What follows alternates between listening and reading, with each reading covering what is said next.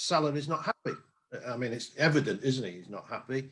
He would like to go elsewhere, but where do you go? I mean, where is there? Because Barcelona got no money. Real Madrid aren't the team they were.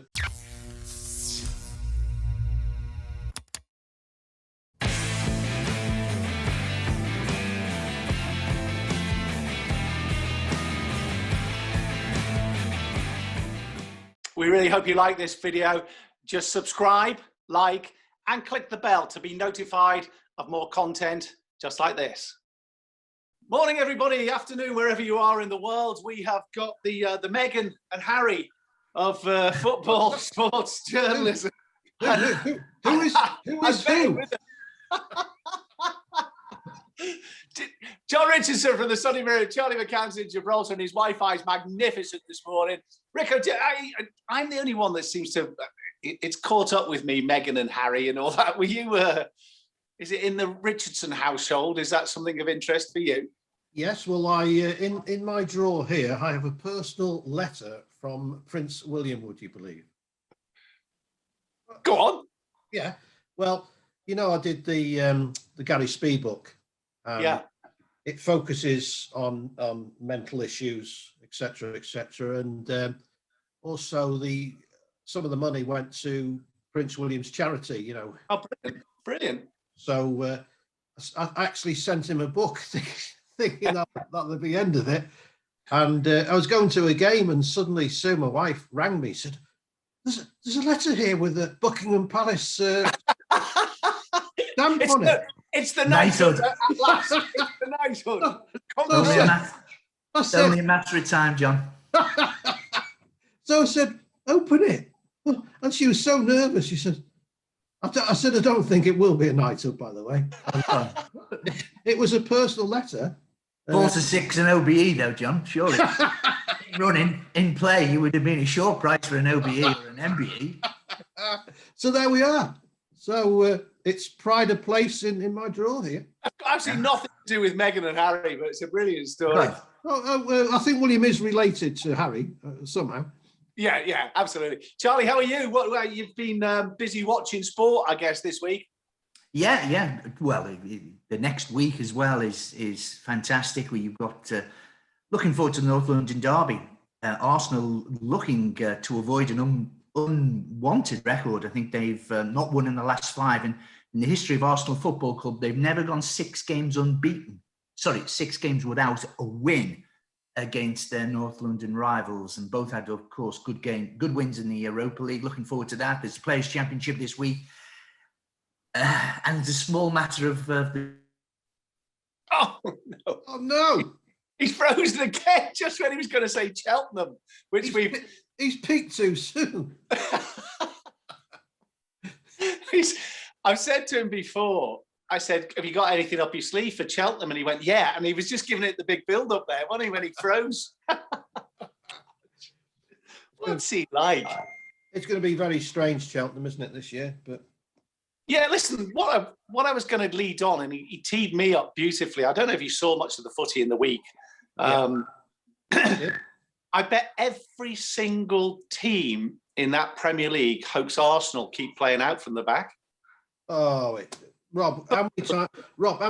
It could have been 2. I mean, it's arrogance. Why? But Rico, what point when you go, we're actually losing goals and costing us games? Do you go, right, I tell you what, we'll biff this one? But I couldn't believe it. You know, after that Burnley farce, you know, Granit Xhaka, Mikel Arteta comes afterwards. Oh, yeah, well, you know, no blame is attached. You know, we're going to try and do this. It's ridiculous. I mean, the people like Bill Shankly be turning in their grave.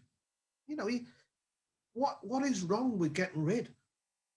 It's just especially with the fantastic pressing from a lot of teams, it's almost impossible to play out from the back. But you sort of go now. It's like a badge of honour to play out from the back. It's ridiculous.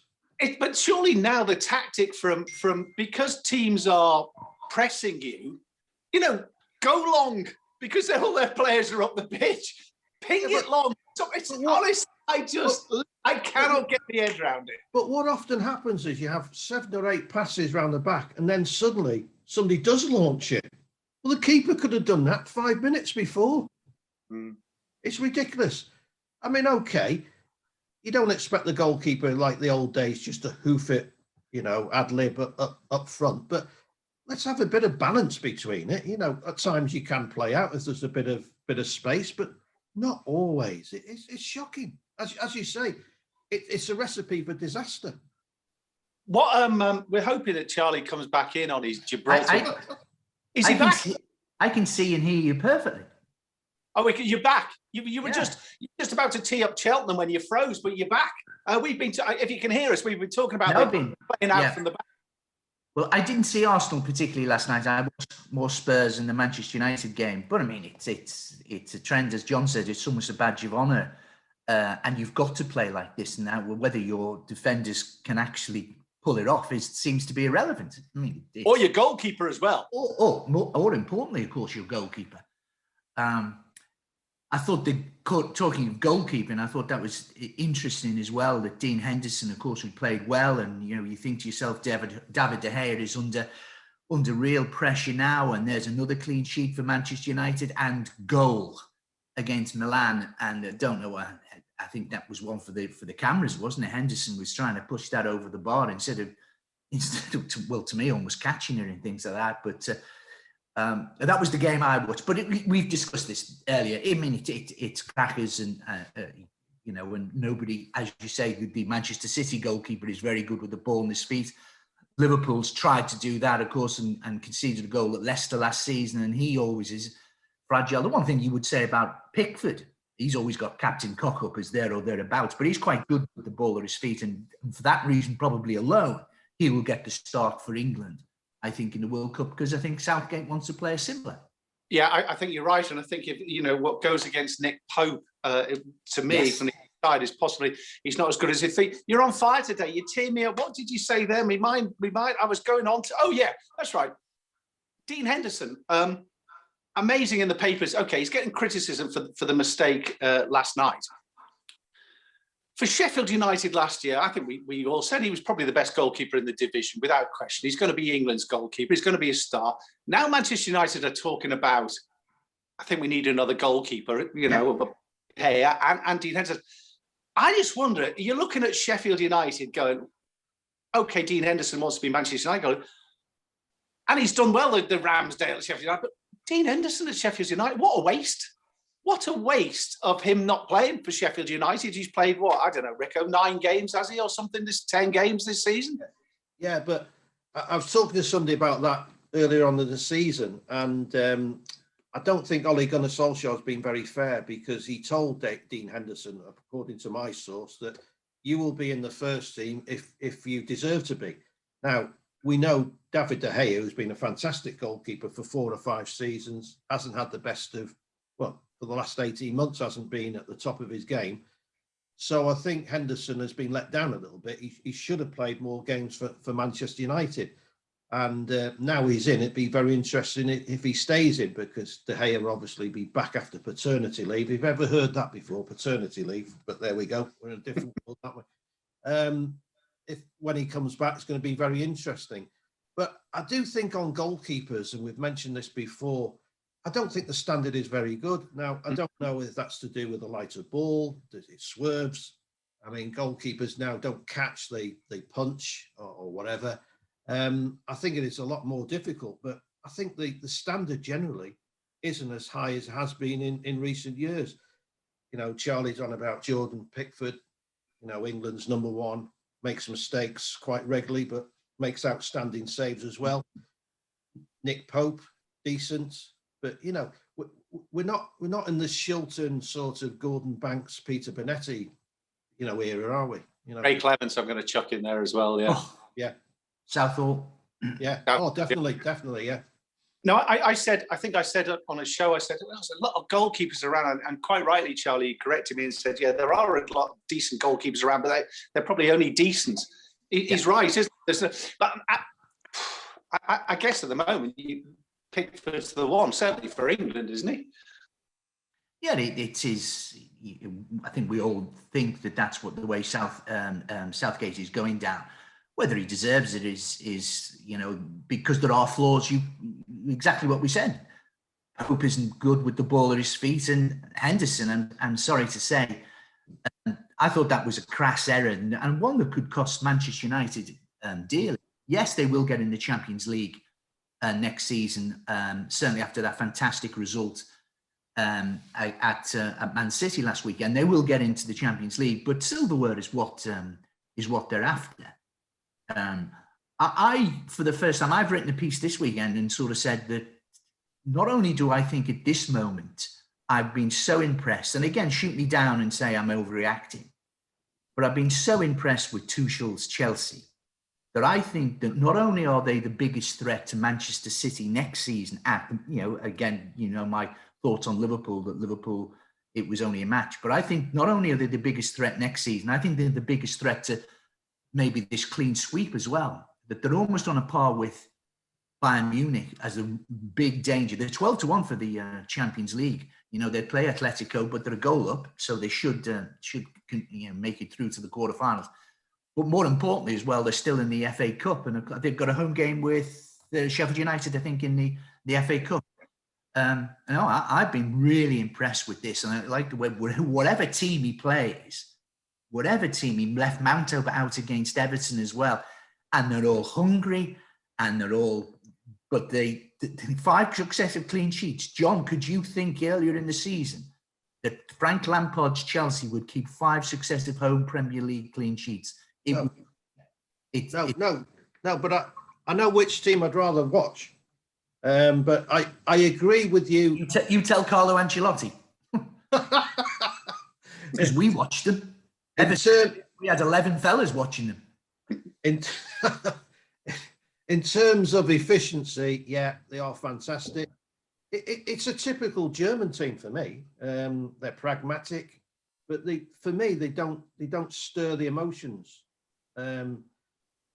I think the right time to judge Thomas Tuchel, who is a good manager, no doubt about it, is this time next year.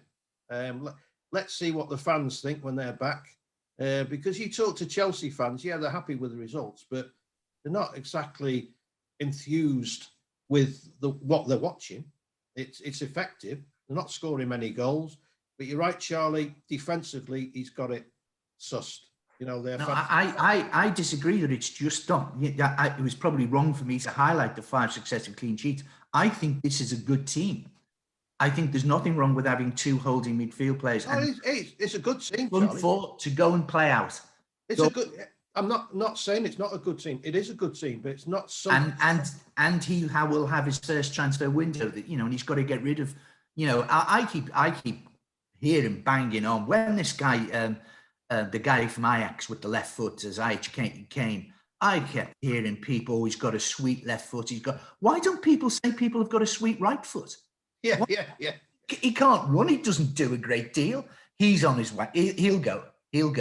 And I think that you're right. Tuchel will have his time on the transfer window as well. Sorry, I've just been singularly impressed with him. Charlie, I can't argue. I can't argue what you've said. For me, they're not so pleasing on the eye. That's all. We all like different types of music, don't we? Some people like certain music and blah blah blah. You were born in the USA, though, of course. I've got to just jump in on the Chelsea thing as well. This is also a Tuchel side without Tammy Abrams, Ben Chilwell, and Christian Pulisic, which he's made a kind of not a decision on, but they've not really been figured. We'll move on to something else. I hate to harp back, and maybe Rick, because I read this stuff and I understand it and I don't understand it, but the bottom thing is it just drives me mad. Andrea Agnelli, the Juventus. Don't get me going on him. The Swiss Champions League, and Steve Parish was great this week from Crystal Palace, saying it's just wreck the football. It's correct me if I'm wrong. It's pure selfishness, it's pure greed, and it's sod everybody else. I think he's looking at the coefficient now to bring Juventus back into the competition this season. If ever there was karma this week, that was it, wasn't it? It's all about self-preservation. It's all about getting richer. It's not about the fans who enjoy all levels of competition, competitive football. It's about sort of annexing certain clubs. It's pathetic. Football is about competition. It's about having dreams. It's about a 4th division club dreaming of going into the Premier League, into Europe. But people like that will stop it. You know, it would be a closed shop. And that's not what football's about. Come 2024, they'll have a shock because fans won't want this. Because let's face it, the Champions League doesn't get going to the round of 16. And now we're going to ditch that. We're going to have more sort of league games. And it's pointless. Just a straw poll. I'm watching it. There was some great football this week. But if it's I don't know, AC Milan were very attractive last night. But if it's PSG versus Seville or whatever, I'm not reaching for the on button to go, wow, I really want to watch this. I'd much rather watch Burnley against Brighton or something. Personally, I would. What's your take on it? Well, that's right. I agree. And I think, well, the fans clubs have already had their say this week. The fans, whatever they are, foundation, they've said, no, we don't want this. You know, we're not interested in this European, because it's really by stealth a European Super League, isn't it? Charlie, what's your take? I thought the 2 Tuesday night second legs were 2 of the greatest games of football I've seen, and channel hopping in those games. Yeah. To see Dortmund, Seville, Juventus, Porto. That Juventus Porto game was theatre. It was sensational. It was absolutely much maligned Pepe as well. I mean, they're not going to win the Champions League, and I don't think Juventus ever were, but that was fantastic. But as John said, that of course is knockout football. You know, if you were talking about this in November, you know, yes, you will watch 1 in 3 or 1 in 4 of the Champions League games, largely the Premier League sides, because you want to keep abreast, etc. But those knockout games were just sensational. And even I watched Liverpool's game as well, and I thought they played well. Rico, Nat Phillips has become a cult hero, which I don't know says something about. I mean, love him. Somebody actually mentioned Joey Jones. There was a sort of Joey Jones about him. He's probably not the long-term answer, but it says something about where Liverpool are, doesn't it, at the moment? Rob, I'm absolutely delighted for him because so am I. I did a piece early in the season with his dad. Everybody jumped on him, haven't they? Everybody loves him. Yeah, I did a piece with his dad, Jimmy. He used to play for Bolton, and he's a lovely bloke, Jimmy. And I don't know Nat as well, but he seems to be a good lad. And it is a Joey Jones type, isn't it? You know, sort of, up heads it farther than he can kick it, kind of thing. Yeah. And also, I think that Liverpool fans, other fans as well, can relate to it. You know, he's a lad that not many people know about. He obviously loves playing football. He's a virtual unknown, and there he is. You know, man of the match. Absolutely fantastic. It's a great football story. Love it. I know Charlie's smiling because he want Nat Phillips to keep playing for Liverpool for the next 10 years, won't you? Do you know, I didn't know that he'd been on loan not in a Bundesliga, but in the second division of. Looked at him. He played really well. We obviously know he's not the answer, but I want to know where this Ben Davies is. At least he made the bench, didn't they? I think Liverpool had about 50 people on the bench and things like that. But I don't know. I was, out of all the Liverpool defeats recently, the one at Everton, Chelsea, you could almost. But I thought the one against Fulham last weekend was abject.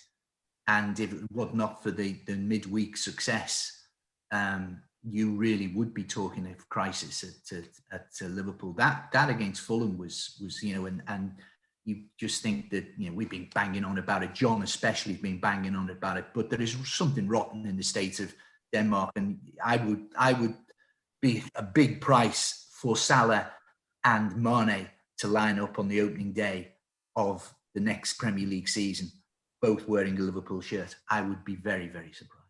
Rico, you wrote the story about Jurgen Klopp. He came categorically out and said, no, I'm not interested in the German job, didn't he? Yeah, I think it's the wrong timing. It's a summer too soon. I think if it had gone after the World Cup, I think there would be a chance of Jurgen going. But I think this has come too soon. But as I've said before, and Charlie's mentioned it, it all is not well behind the scenes. Not well with Jurgen and the owners, and also Mo Salah. I had an interesting talk with somebody who knows Mo Salah's agent very well, and actually went out to dinner with him this week in Dubai, which is a bit of a hint there, Rob. And Salah is not happy. I mean, it's evident, isn't he? He's not happy. He would like to go elsewhere, but where do you go? I mean, where is there? Because Barcelona got no money, Real Madrid aren't the team they were, Paris Saint-Germain maybe, and he's looking for a big pay rise.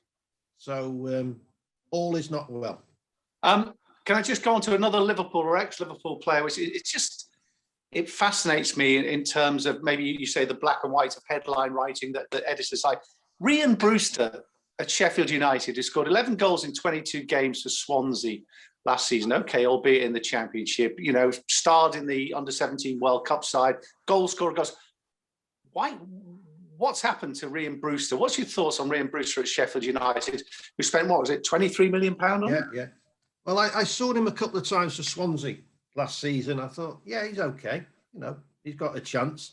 And I was shocked that Sheffield United paid that sort of money. And I think Liverpool were as well.